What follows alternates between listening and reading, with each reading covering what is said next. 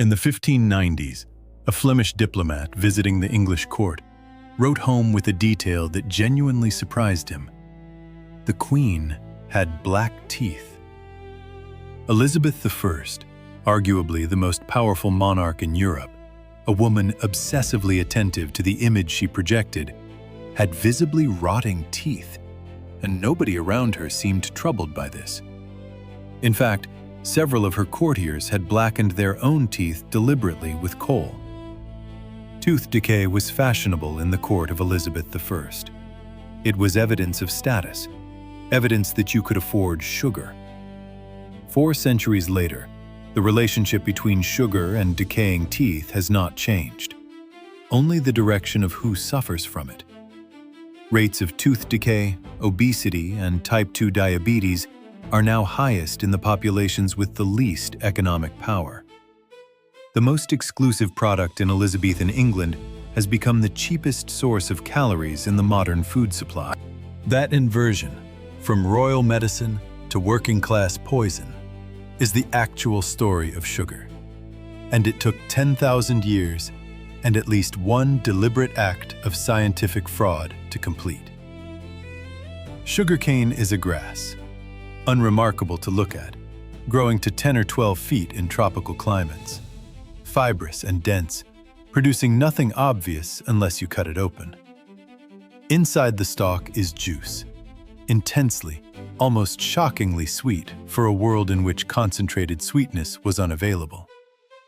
For most of human evolutionary history, the brain treated sweetness as a signal. Ripe fruit meant safe calories, which meant survival. The brain built a reward response around that signal. The people of New Guinea encountered, around 10,000 years ago, a plant that delivered that reward in a form with no natural equivalent. They chewed the stalks for the juice.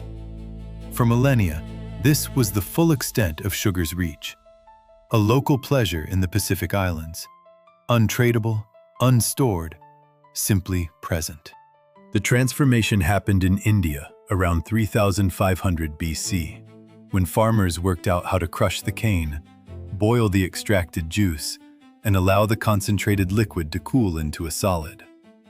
The result was khanda, a rough brown crystal that retained the sweetness of the cane, but could be dried, stored, and carried.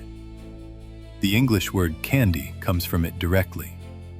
For the first time, sweetness had been separated from the plant that produced it and turned into a commodity. Ancient Sanskrit texts describe it with something close to reverence, and physicians across the subcontinent prescribed it for headaches, stomach ailments, respiratory problems, and conditions the texts record with some delicacy. Any rare, expensive substance tends to gather therapeutic properties in medical literature wherever it appears. Khanda accumulated them quickly. When Alexander's armies reached India in 326 BC, his officer Nearchus sent back a report describing a reed that produces honey without bees. For Greeks who understood sweetness through the labor of hives and harvests, the idea of it growing from the ground was barely comprehensible. They brought samples west. Sugar appeared in Rome, in tiny quantities at prices that placed it alongside gemstones in apothecary inventories. Roman physicians prescribed it for stomach ailments and eye infections.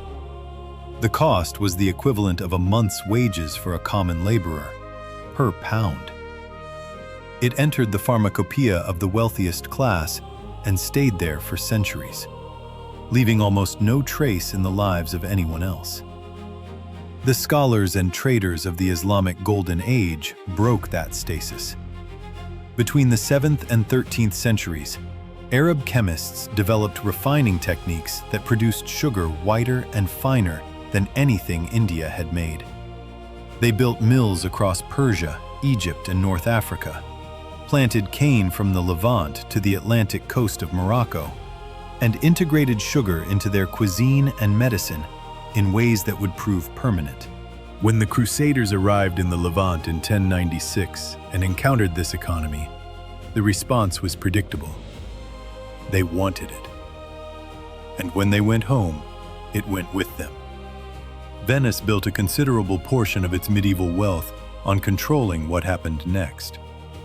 Positioned at the junction of East and West, Venetian merchants imported raw sugar from the Levant, refined it in Venetian facilities, and distributed it across Europe at markups that made the spice trade look modest. The city held something close to a continental sugar monopoly for roughly 2 centuries, and the profits financed the architecture that still defines it. In medieval Europe, sugar moved through the economy the way a rare mineral does now. Whoever controlled its distribution controlled enormous adjacent wealth. At the wedding feast of Henry III in 1236, the royal household purchased over 300 pounds of sugar for a single celebration, a sum that exceeded a knight's annual income. Apothecaries kept it behind locked counters alongside opium. It was prescribed for everything from coughs to depression, which was medically convenient. A substance encountered only by the wealthy tends to accumulate curative properties for conditions the wealthy can afford to treat. Sugar, sculptured into elaborate table pieces, was displayed at royal banquets the way contemporary oligarchs display contemporary art, as a demonstration that cost was not a consideration. The weakness of this arrangement was clear even then. Sugarcane requires tropical conditions and cannot be grown in England, France, or anywhere in Northern Europe. The entire European supply ran through trade with the Islamic world, expensive, politically unreliable, and periodically severed by crusades and shifts in Ottoman power. European demand kept rising, while European control over the supply chain remained effectively non-existent. Portugal found the solution in the 1400s, when navigators colonizing the Atlantic islands, Madeira, the Canary Islands, São Tomé off the West African coast, discovered climates suited to cane. They planted cane on São Tomé. The island went from uninhabited jungle to Europe's largest sugar source within 2 generations. And what the Portuguese built there, the mills, the labor system, the supply chain, Columbus studied before sailing west. The sugar plantation required something specific: large numbers of people performing brutal physical labor in tropical heat at no cost to the operator. The phrase, "at no cost," contains a deception worth naming. The cost existed, transferred onto the people doing the work through force rather than wages, paid in years of life rather than currency. Portugal established on São Tomé what historians recognize as the prototype for the Atlantic plantation system. The island became a proving ground for organizing enslaved African labor to produce a cash crop for European markets at industrial scale. When Columbus carried sugarcane cuttings to the Caribbean on his second voyage in 1493, the São Tomé model traveled with them. The Caribbean proved better suited to cane than the Atlantic islands in almost every measurable way. By the 1650s, tiny Barbados, an island roughly the size of a mid-sized American city, had become the most valuable territory in the British Empire, generating more revenue than all the North American colonies combined. That value came from sugar. The labor that produced it came from enslaved people transported across the Atlantic under conditions that killed a considerable fraction of them before they arrived. The operational logic of the Caribbean plantations was recorded explicitly in the accounting documents that survived. The average life expectancy of an enslaved person on a sugar plantation from the moment of arrival was approximately 7 years. Plantation owners calculated the cost of working people to death against the cost of maintaining conditions that might allow people to survive longer, and concluded the former was more profitable. This calculation was written down and filed as ordinary business reasoning, without apology or concealment. An estimated 12.5 million people were taken from Africa and transported across the Atlantic between the 1500s and the 1800s. The majority ended up, directly or indirectly, working sugar. The transatlantic slave trade was, in economic terms, a logistics operation built to serve the sugar industry.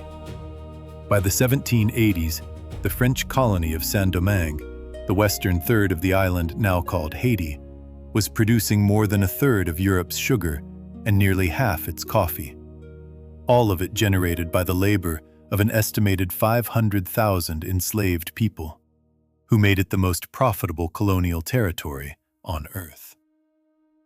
In August 1791, those 500,000 people rose up. The Haitian Revolution ran for 12 years. The rebels fought the French colonial army, then Spanish forces that tried to take advantage of the chaos, then a British expeditionary force that saw opportunity in the disorder, and finally, the 40,000 soldiers Napoleon dispatched in 1802 to restore French control. Yellow fever killed a substantial portion of the French army before combat finished the remainder.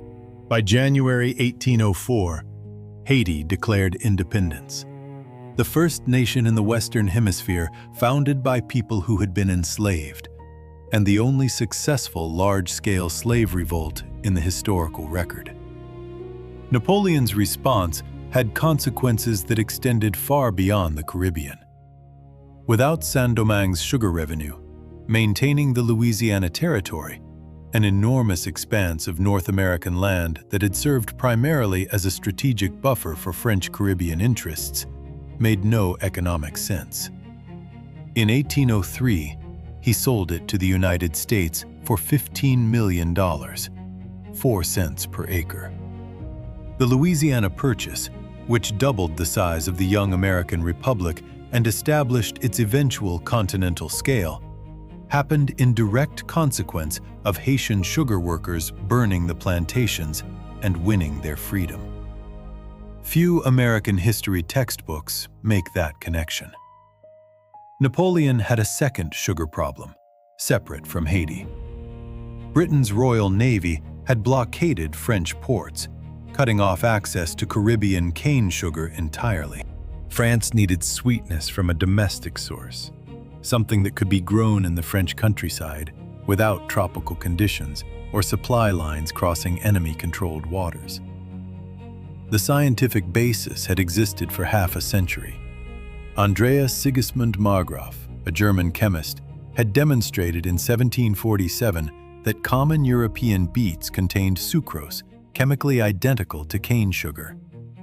The finding had attracted polite scientific interest and essentially no commercial investment, because importing cane from the Caribbean was cheaper than processing beets in European fields. The blockade removed that calculation. Napoleon mandated beet sugar production. He ordered tens of thousands of acres planted across France, established cash incentives for farmers who converted their fields, and created research institutions focused on improving beet yields and refining efficiency. By 1813, France was producing millions of pounds of beet sugar annually. The tropical monopoly that sugarcane had held since India invented crystallization was broken, not by technological innovation, but by a naval blockade and a bureaucratic order. Competition between cane and beet drove prices down until, by the mid-1800s, sugar was cheaper than at any prior point in history, and a subsistence laborer in London could afford to sweeten her tea. The Industrial Revolution created a nutritional problem that sugar solved cheaply. Factory workers running 12 to 14-hour shifts in textile mills, foundries, and mines needed fast calories in large quantities and had almost no time to prepare food. Sugar delivered energy faster than nearly anything else, required no cooking, and combined with cheap tea to produce something that could pass for a meal under sufficient exhaustion. By 1800, the average English person consumed 18 pounds of sugar per year, up from 4 pounds a century earlier. This shift was not a spontaneous evolution of taste. British politicians and merchants actively promoted sugar consumption because the Caribbean colonies producing it generated tax revenue, investment returns, and political capital for those positioned to benefit. The government reduced tariffs on sugar imports specifically to keep it affordable for the working class, framing this as social policy, while the planters, merchants, and investors whose wealth depended on volume captured the actual gains. Sweetened tea became, as the historian Sidney Mintz put it, the fuel of industrial capitalism, a way to deliver fast calories to the labor force without the inconvenience of providing substantial food. Some physicians of the period noted publicly that the working-class diet was deteriorating in nutritional quality, even as its caloric density increased. Working people were getting enough energy to continue functioning, but the composition of what produced that energy had shifted toward sugar and away from protein, fat, and micronutrients. Their observations did not affect policy. The people setting policy were not eating the same diet, and the industry producing the calories had no interest in that analysis becoming politically salient. By 1970, the average American was consuming over 100 pounds of added sugar per year. The food landscape had reorganized around sweetness. Coca-Cola, founded in 1886, had become one of the most widely distributed commercial products in history. Candy bars, sweetened breakfast cereals, and processed foods had introduced sugar as a standard ingredient in product categories where no sweetener had previously existed. Internal research at major sugar companies, conducted through the 1950s and into the 1960s, showed accumulating evidence of a link between high sugar consumption and cardiovascular disease. Rather than publish it, in 1967, the Sugar Research Foundation paid 3 Harvard Medical School scientists the equivalent of $50,000 in today's money to produce a review article for the New England Journal of Medicine. The review surveyed existing research on diet and heart disease. It downplayed the evidence connecting sugar to cardiovascular risk and redirected attention toward dietary fat as the primary culprit. The funding source was not disclosed, and the journal did not require it to be. The article was published, widely cited, and shaped nutritional guidelines internationally for 30 years. During those 30 years, food companies reformulated products under the banner of health. Low-fat versions of everything arrived in supermarkets, with fat removed and sugar added to compensate for the loss of flavor and texture, and were marketed as better choices. The metabolic consequences of consuming more sugar while eating less fat were not widely understood by the public, because the research that would have clarified the picture had been funded to produce a different conclusion. The cover-up became publicly documented in 2016, when researchers at the University of California, San Francisco, found the Sugar Research Foundation's internal correspondence in an archive. The strategy it revealed: fund favorable research, use it to delay regulation, attack inconvenient science, was identical to what the tobacco industry had executed for decades. The tobacco industry's version of this story is now widely understood. The sugar version remains, for most people, news. While the sugar industry was managing its public image, the actual sweetener in most American food was changing without announcement. In the early 1970s, Japanese scientists developed an enzymatic process for converting cornstarch into a liquid sweetener with a fructose content higher than ordinary table sugar: high-fructose corn syrup. American corn production was running far above domestic demand, an artifact of federal agricultural subsidies that made overproduction economically rational for individual farmers, regardless of national supply. High-fructose corn syrup gave that surplus a new market. By 1984, Coca-Cola and Pepsi had both switched from cane sugar to high-fructose corn syrup in their American formulations, without public announcement. Consumers noticed no meaningful difference in taste, and the cost savings for manufacturers were considerable. Within a decade, high-fructose corn syrup had replaced cane sugar in most American processed food and beverages, and most consumers had no particular reason to know this had occurred. The metabolic distinction between fructose and glucose, the components of both substances, was not well understood at the time of the switch. Research conducted since suggests the liver processes fructose differently from glucose, with implications for fat accumulation and insulin sensitivity that continue to be refined in the scientific literature. The outcome is less contested. Americans were consuming more sweetener than ever, in a form cheaper for manufacturers, politically protected through corn subsidies, and harder to regulate because it came from an entirely separate industry with its own congressional relationships. Elizabeth's courtiers blackened their own teeth with coal to mimic a queen whose teeth had been destroyed by the most expensive substance in Europe. The rot was proof of wealth.